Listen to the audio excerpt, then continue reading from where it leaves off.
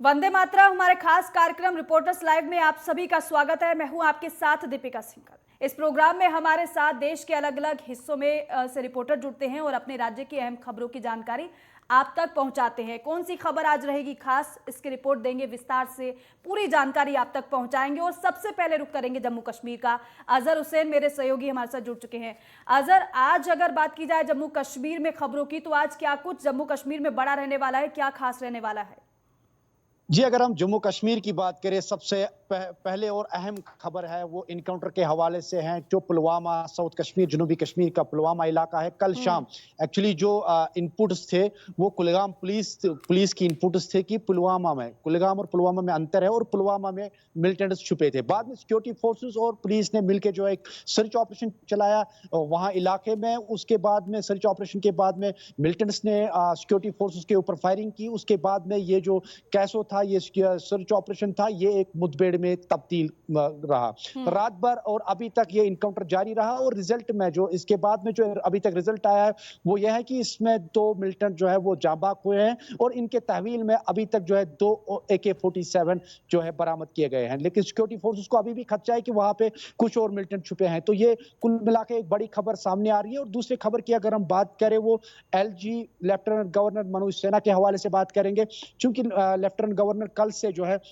मुख्तलिफ इलाकों का दौरा कर रहे हैं, जिसमें सबसे पहले वो बडगाम के एक इलाके में गए जहां अमीरा भट्ट जो टीवी एक्ट्रेस थी उनके घर गई और उनके जो फैमिली है उनके साथ जो है तैज़ियती किया। और उसके बाद में जो SPO जिसका भी हाल ही में जो रिसेंटली किलिंग हुई थी, उसकी बच्ची जो अभी भी सोरा इंस्टीट्यूट में जो अभी वहां पे इलाज मुआवजा के लिए रखी गई है, तो वहां पे भी उनको देखने के लिए गई है। और आज उनका विजिट जो है जनूबी कश्मीर कुलगाम अहरबल में है। तो अभी तक जो बताया जा रहा है कि वो कुछ यहाँ पे अहम प्रोजेक्ट्स की सख्त बुनियाद रखेंगे और कुछ अहम प्रोजेक्ट्स का भी इफ्तिताह करेंगे। ये सबसे और अहम खबरें दो सामने आ रही है। और अगर हम मौसम के हवाले से बात करें, जो कल शाम से लगातार जो है मौसम में जो है एक बार फिर बदलाव देखने को मिला। अभी भी बादल छाए हुए हैं, वक्फे से जो है बारिशें हो रही हैं। अगर हम अपर रीचेस की बात करें, पहाड़ी इलाकों क्षेत्रों की बात करें, तो वहां पे भी सर्दियों का जो है खासा असर देखने को मिल रहा है और बारिश भी वक्फे से वहां पे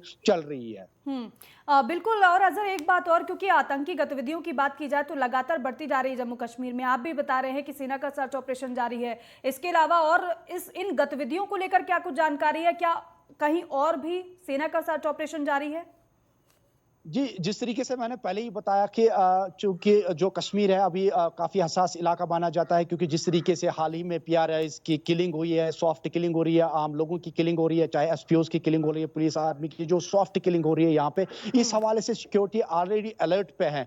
तो जगह जगह पे जो मैं बोल रहा हूँ कैसो हो रहे हैं, इनकाउंटर हो रहे हैं लगातार जो है पिछले कई दिनों से। अगर हम पिछले 10 दिनों में बात करें तो कई इनकाउंटर जो है पेश आए, जिसमें काफी मिलिटेंट्स को हलाक भी किया गया। अगर हम श्री अमरनाथ यात्रा जी के हवाले से बात करें कि इस हवाले से भी सिक्योरिटी के कड़े इंतजाम किए गए हैं। श्रीनगर कौमी शहर यानी राजमार्ग को भी जो है सिक्योरिटी जोन में तब्दील किया गया है। तो वहां पे भी जगह जगह जो है बैंकर्स तैयार किए गए हैं। किसी भी मिलिटेंट गतिविधि को देखने के लिए, अंजाम देखने के लिए सिक्योरिटी फोर्सेस जो है काफी जो है अलर्ट दिखाई दे रही है और मुख्तलिफ इलाकों में भी कैसो वगैरह चलाए जा रहे हैं। ठीक है अजहर, हम लौटेंगे आपके पास और भी जानकारी आपसे लेंगे कि जम्मू कश्मीर में और कौन कौन सी बड़ी खबरें हैं आज। हालांकि आपने सब कुछ विस्तार से बता दिया है, लेकिन फिलहाल मध्य प्रदेश में आज क्या कुछ खास रहेगा, कौन कौन सी बड़ी खबर है, वो जानते हैं। अंकित पचौरी मेरे सहयोगी हमारे साथ जुड़ गए हैं। अंकित, मध्य प्रदेश में आज क्या कुछ खास रहने वाला है, कौन कौन सी बड़ी खबरें हैं आज? दीपिका, मध्य प्रदेश की बात करें तो अब जो मध्य प्रदेश में नगरीय निकाय और पंचायत चुनाव होने वाले हैं, उसकी तैयारी यहाँ पर शुरू कर दी है। हालांकि ये गैर दलीय चुनाव है, लेकिन फिर भी कांग्रेस और जो बीजेपी है उसकी नजर कहीं ना कहीं जो पंचायत चुनाव है उस पर बनी हुई है। पहला चरण का मतदान यहाँ पर जो है 28 तारीख को यहाँ पर होना है। आज से पंचायत चुनाव और जो जिला पंचायत, जनपद पंचायत का नामांकन है वो आज से शुरू होगा। 6 तारीख तक ये नामांकन यहाँ पर चलने वाले हैं। तो अब जो पंचायत चुनाव है उसको लेकर के जो राजनीतिक पार्टियां हैं वो कहीं ना कहीं जो है उनकी जो मीटिंग्स है और उनका जो कामकाज है वो यहाँ पर बढ़ गया है। दूसरी खबर की हम बात करें तो कांग्रेस ने एक प्राइवेट कंपनी से सर्वे कराया था कि उनके विधायकों का कामकाज कैसा है, जिसमें 27 विधायक यहाँ पर फेल होते नजर आ रहे हैं। तो कहीं ना कहीं अब कांग्रेस के सामने एक बड़ी चिंता यहाँ पर है कि 27 जो विधायक हैं उनको कहीं ना कहीं अब आगामी जो विधानसभा चुनाव है 15 मई के बाद 2023 में मध्य प्रदेश में विधानसभा चुनाव होने वाले हैं, उसको देखते हुए कहीं ना कहीं अब जो 27 विधायक हैं उनको किस तरीके से जो उनके विधानसभा क्षेत्र है उसमें एक्टिव किया जाए और उनकी छवि को यहाँ पर सुधारा जाए। तीसरी खबर की बात करें दीपिका, तो मध्य प्रदेश का जो मौसम है फिलहाल एक बार फिर यहाँ पर पारा बढ़ने लगा है। लगातार जो अब लू है वो यहाँ पर चल रही है, तो कहीं ना कहीं कुछ दिनों पहले जो बौछारें और ठंडी हवाएं मध्य प्रदेश में चली थी उसके कारण जो पारा था वो कहीं ना कहीं कम हो गया था, लेकिन अब एक बार फिर पारा बढ़ने लगा है और लू भी यहाँ पर चलने लगी। बिल्कुल अंकित, एक बात और, क्योंकि नॉमिनेशन आज ही फाइल किया जाएगा, इसको लेकर क्या कुछ तैयारी की गई है? दीपिका, जो मध्य प्रदेश के तमाम जो विकास खंड है, जिले हैं, उनमें जो विकास खंड है वहां पर नामांकन की प्रक्रिया आज 10:30 बजे से सुबह शुरू हो गई है। 6 तारीख तक ये नामांकन होंगे, 7 तारीख को संशोधन होगा, साथ ही 10 तारीख तक जो फॉर्म है वो वापस लिए जा सकते हैं। अब जो है आज से 10:30 बजे से जिला पंचायत, जनपद पंचायत, पंच और सरपंच के पदों को लेकर के नामांकन शुरू हो गया है। आज बजे तक नामांकन दाखिल किया जाएगा? आप बता रहे हैं कि 10:30 बजे से तो नामांकन प्रक्रिया शुरू हो चुकी है, आज कितने बजे तक फाइल होगा नॉमिनेशन? 10:30 से 4 बजे तक का समय यहाँ पर निर्धारित किया गया है। जो निर्वाचन आयोग है उन्होंने निर्देश दिए थे कि जो विकास खंड है वहां पर ये जो नॉमिनेशन फाइल होगा, साथ ही जो सरपंच पद के लिए जो नॉमिनेशन में जो नियम रखे गए हैं उसमें पंचायत की एनओसी, साथ ही जो बिजली विभाग की एनओसी है, यानी कोई भी बिल बकाया पंचायत का, चाहे वो मकान का कर हो या फिर बिजली का बिल हो, वो पूरा यहाँ पर चुकता होना चाहिए, तभी ये नामांकन फाइल हो पाएगा। ठीक है अजहर, एक बात और आपसे जानना चाहेंगे, क्योंकि अमरनाथ यात्रा का आपने जिक्र किया था और अमरनाथ यात्रा की अगर बात की जाए तो रक्षा मंत्रालय पहले से ही लगातार, गृह मंत्रालय माफ कीजिएगा, लगातार बैठकें भी कर रहा था, फिर चाहे गृह मंत्री की बात की जाए या फिर मंत्रालय ने अलग से बैठक बुलाई थी जिसमें एनडीआरएफ के अधिकारी भी शामिल हुए थे। ऐसे में अमरनाथ यात्रा को लेकर क्या तैयारी चल रही है, क्या विशेष इस बार किया जा रहा है? क्योंकि धारा 370 के बाद अमरनाथ यात्रा की शुरुआत होगी, ऐसे में माहौल पूरी तरीके से सौहार्दपूर्ण रहे ऐसी कोशिश है, तो इसको लेकर इसके मद्देनजर कैसी तैयारी की जा रही है?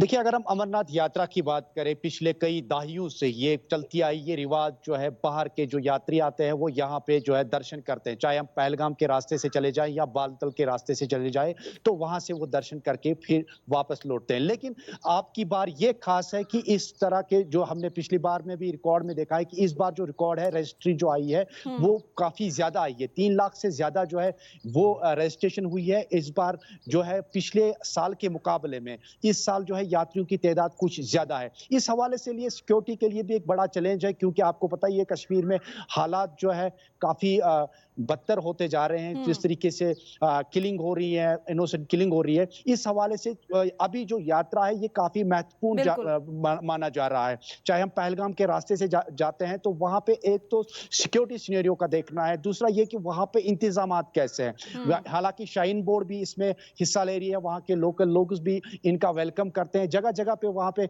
यात्रियों का वेलकम करते हैं। जम्मू से ही लेके ये सारा स्टार्ट हो जाता है, लेकिन कहीं ना कहीं जो है सिक्योरिटी का बड़ा इशू रहता है कि कहीं सिक्योरिटी की कहीं चूक ना हो जाए। इस हवाले से जो है पहले ही मरकजी हुकूमत ने जो यहाँ की एलजी हुकूमत को यहाँ पे पहले ही हिदायत जारी की है कि सिक्योरिटी के पुख्ता इंतजाम किए जा रहे हैं। हालांकि आपने मौसम की भी जानकारी दी, आतंकी गतिविधियों को किस तरीके से धराशायी किया जा रहा है सुरक्षा बलों की तरफ से, वो भी जानकारी आपने विस्तार से दी। साथ ही साथ अंकित ने भी मध्य प्रदेश में कौन कौन सी बड़ी खबरें रहने वाली वो भी विस्तार से हमारे दर्शकों को जानकारी दी। फिलहाल आप दोनों का बहुत बहुत शुक्रिया जुड़ने के लिए, जानकारी हमारे दर्शकों तक पहुंचाने के लिए। रुक रहे हैं छोटे से ब्रेक के लिए।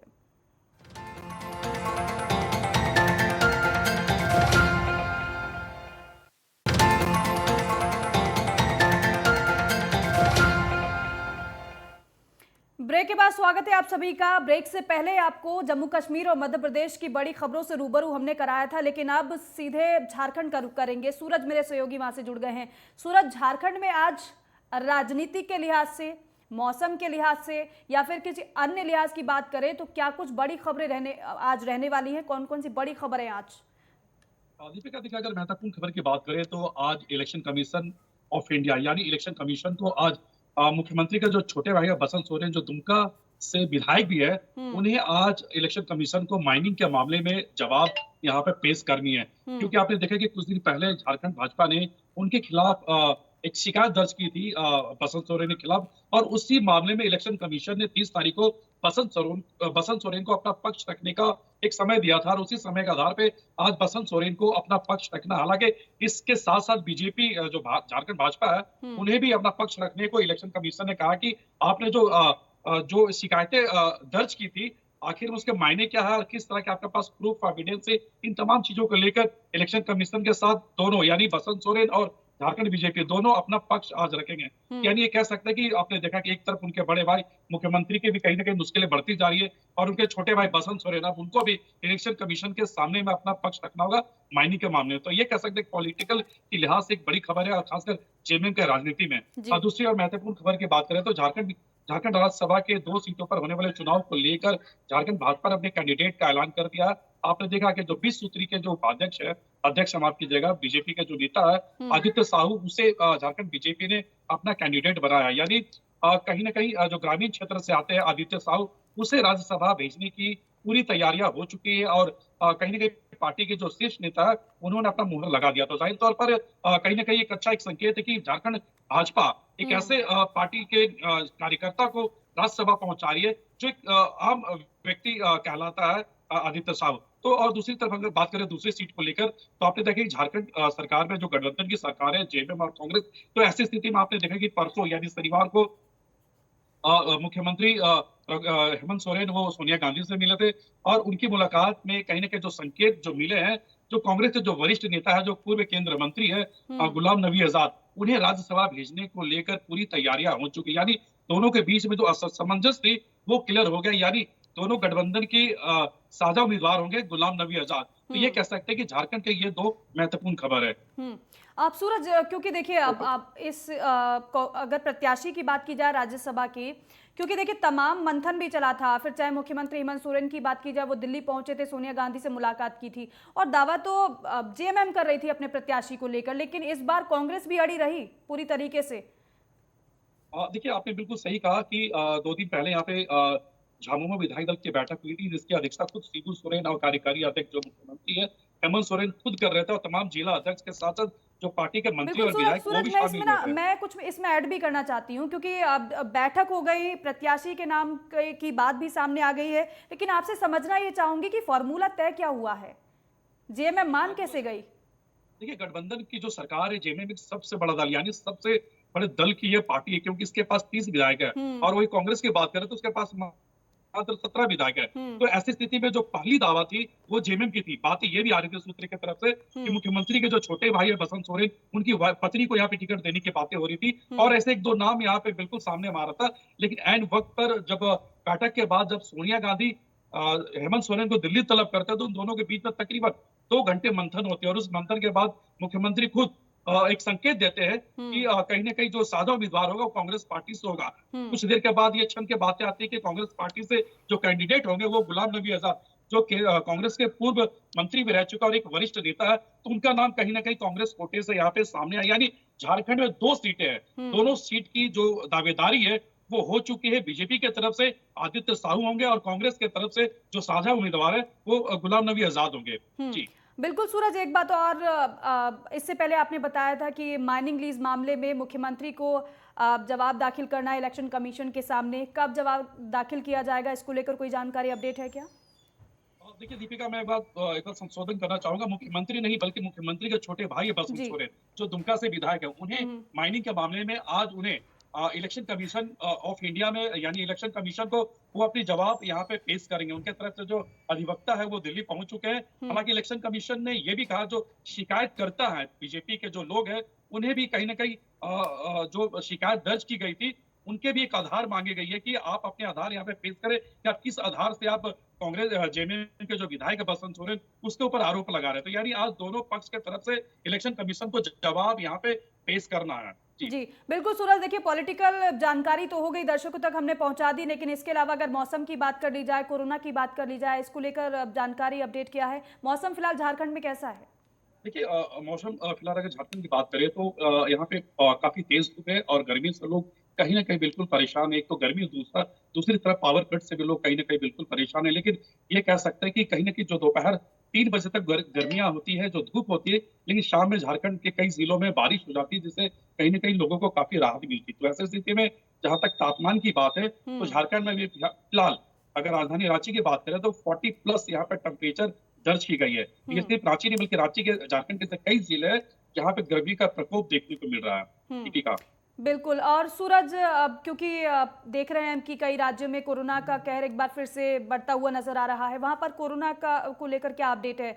हालात सामान्य पूरी तरीके से, या वहां देखिए भी बिल्कुल झारखंड में, केसेस बढ़ने देखिए शुरू हैं? दीपिका, अगर झारखंड की बात करें तो झारखंड में कोरोना बिल्कुल सामान्य है और यहाँ पे किसी तरह के जो पॉजिटिव जो केसेस है वो देखने को यहाँ पे नहीं मिल रहा है, क्योंकि झारखंड सरकार काफी एग्रेसिव है। खासकर उनके जो हेल्थ डिपार्टमेंट है वो काफी एक्टिव है।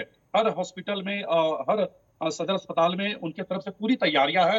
कभी भी अगर इनके इस तरह के अगर केसेस आती हैं तो सरकार उससे निपटने के लिए पूरी तरह से तैयार है। जी। ठीक है सूरज, आप बने रहिए हमारे साथ में। अजहर एक बार फिर से हमारे साथ जम्मू कश्मीर से जुड़ गए हैं। अजहर, क्योंकि आतंकी गतिविधियों की आपने जानकारी दी थी और अमरनाथ यात्रा को लेकर हमने डिस्कस किया था, लेकिन इसके अलावा क्योंकि जैसे जैसे आतंकी गतिविधि बढ़ती जा रही है वैसे वैसे सुरक्षा बलों की तरफ से हालांकि विशेष अभियान चलाने की बात कही गई थी, अभियान चलाए जा रहे हैं या फिर और कुछ विशेष अभियान चलाने की तैयारी है? देखिए, अगर हम सिक्योरिटी फोर्सेस के हवाले से बात करें, यहाँ पे वैली में पूरे जम्मू और कश्मीर में, चाहे हम सद्भावना के तहत या हम सिविक एक्शन प्रोग्राम के तहत आर्मी या एसएसबी या हम सीआरपीएफ की बात करें, हर एक जगह पे जो है सद्भावना के तहत या सिविक एक्शन के प्रोग्राम के तहत यहाँ पे कुछ कैंपस का इनेकाद किया जा रहा है, जिसमें फ्री मेडिकल कैंप या हम यूं कहेंगे फ्री दवाई के हवाले से या एजुकेशन के हवाले से हर एक जगह पे, चाहे हम फार फ्लंग एरियाज की बात करें, साउथ, नॉर्थ और सेंटर की बात करें, हर एक जगह पे जो है इस तरीके का कैंप का आयोजित किया जा रहा है। मकसद और मुद्दा यही है कि गरीब लोगों तक जो है रसाई पहुंची जाए, चाहे हम हेल्थ के हवाले से बात करें, चाहे एजुकेशन के हवाले से बात करें। और दूसरा जो मेन इसमें इशू है कि पब्लिक और सिक्योरिटी फोर्सेस के बीच में जो दूरी है उसको कम करने के लिए इस तरीके का प्रोग्राम आयोजित किया जा रहा है। अगर हम रिसेंटली बात करें, अगर हम साउथ कश्मीर के एक ऐसे इलाके की बात करें, खड़ूनी इलाका जो काफी डेंजरस माना जाता था, वहां पे हमने वहां के लोगों से भी बात की कि उन्होंने कहा कि सीआरपीएफ की जो 18 बटालियन है, पिछले 20 सालों के बाद यहाँ पे एक कैंप का, मेडिकल कैंप का आयोजित किया गया। वो काफी खुश नजर आ रहे हैं और उस कैंप में जो है सबसे पहले स्कूली बच्चे आ गए और उसके बाद में बुजुर्ग, जवान सब मिलके उस कैंप के अंदर आ गए, उस मेडिकल कैंप के अंदर आ गए और वहां पे डॉक्टरों से सलाह मशवरा करके उनको जो है वहां से फ्री मेडिसिन दी गई। कहीं ना कहीं जो सिक्योरिटी फोर्सेस का एक बड़ा रोल है यहाँ पे जो पब्लिक कॉन्टैक्ट्स के साथ में, और इस तरीके का प्रोग्राम भी आइंदा के लिए बहुत जरूरी है। दीपिका। बिल्कुल अजहर, क्योंकि देखिए बीते दिनों हमने देखा तो तनावपूर्ण माहौल जम्मू में देखने को मिला था। और सबसे पहले तो राहुल भट्ट की हत्या जिस तरीके से की गई, उसके बाद टीवी एक्ट्रेस की हत्या की गई। अब लोगों में कहीं ना कहीं डर का माहौल भी था और गुस्सा भी था। अभी फिलहाल कैसा माहौल देख पा रहे हैं? तरीके से हमने पिछली बार भी देखा, जिस तरीके से यासीन मलिक की जब सुनवाई थी 25 को, उसके बाद में मासूमा इलाके में काफी तनावपूर्ण जो इलाका, वहां पे तनावपूर्ण पथराव के कुछ मामला देखे गए। तो उसके बाद में सिक्योरिटी फोर्सेस ने उसी शाम जो है हरकत में आ गई और उसके बाद में अभी तक 14 लड़कों को जो है हिरासत में ले लिया गया, जो कि पथराव और बाकी जो है एंटी स्लोगन्स में वो मुलविस थे और उनके खिलाफ जो है बाकायदा तौर पर इंक्वायरी बिठा दी गई। और बाकी इलाके की अगर हम बात करें, बाकी अगर सेंट्रल इलाके की मासूमा जो डाउनटाउन के बगैर बाकी इलाके की बात करें तो वहां पे हालात बिल्कुल सामान्य रहे, क्योंकि इस तरीके से लग रहा था कि 25 को अगर रिजल्ट आ गया यासीन मलिक के बाद में, कहीं ना कहीं जो है कश्मीर में हालात 2016 के पैदा ना हो जाए या उससे पहले जिस तरीके से शाहीन बोर्ड का इशू हुआ था। लेकिन आज की डेट में जब ये फैसला लिया गया तो खाली डाउनटाउन का एक छोटा सा इलाका, वहां पे जुज़वी तौर पे जो है पथराव देखने को मिला और उसके बाद में जो सारा कश्मीर है, वैली है, वहां पे हालात सामान्य रहे। ठीक है सर, तो इस कार्यक्रम के जरिए हमारी कोशिश रहती है अपने दर्शकों को अलग अलग राज्यों की बड़ी बड़ी खबरों से रूबरू कराने की। बहुत शुक्रिया अजहर आपका तमाम जानकारी दर्शकों तक पहुंचाने के लिए। सूरज आपका भी बहुत शुक्रिया, अंकित आपका भी बहुत शुक्रिया ये जानकारी हमारे दर्शकों तक पहुंचाने के लिए। चलिए इसी के साथ फिलहाल हमारे इस कार्यक्रम में बस इतना ही। आप देखते रहिए नेटवर्क 10। जय हिंद।